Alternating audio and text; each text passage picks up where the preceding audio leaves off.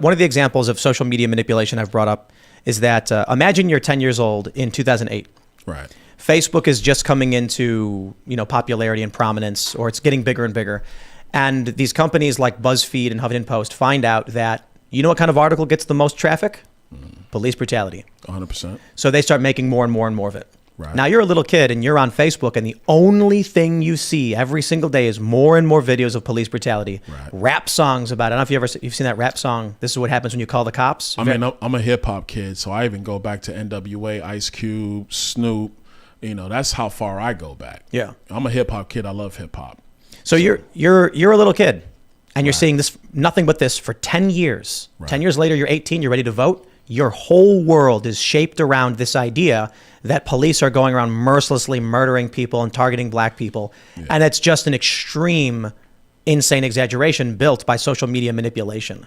So as much as the internet's empowered the ability of conservatives who tended to have a bad messaging or were locked out from the media, you end up with people who are living in a deranged state, like Trump derangement syndrome from this stuff. Mm-hmm. Like, how do you reach these people?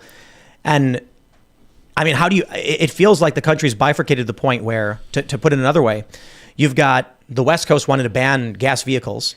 You've got some states banning child sex change operations, some states becoming sanctuaries for child sex change operations. I don't see how you pull that stuff together. How do you bring these cultures back together? I mean, look, it's very difficult, but that's where programs like yours come in. I mean, Bobert was like, "Hey, Byron, you got to come in and do this podcast tonight." I said, "Whose podcast are we doing?" She's like, "I'm going to tell you about them. It's great." I said, "All right, cool. I'm in. I'm going to do it." Cool. You have to do programming like this. I think that the way that our party has done messaging is you deal with the Washington Post, the New York Times, MSNBC, NBC, CBS, ABC. They hate your guts. You're going to get a hard interview. When Fox came along 30 years ago, Fox was like a revelation for the conservative movement and for the Republican Party. Just being honest, it was a revelation, right? Yeah. But because young people take in information on this thing at warp speed, because I got 3 kids, you look at their phones, they don't even watch TV anymore. So I try to tell my colleagues, I'm like, guys, don't get me wrong, doing interviews is cool, but there's a whole nother ecosystem you have to penetrate. How do you do it? Do you do it through reels? Do you do it with shorts? Do you do it with responses to some narrative out in media?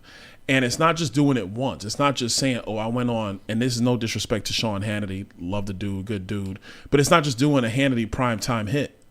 It's, are you in a rapid fire response, pushing narratives, pushing messages, what's actually happening, being able to explain the thing in 90 seconds. Like, you don't have 20 minutes.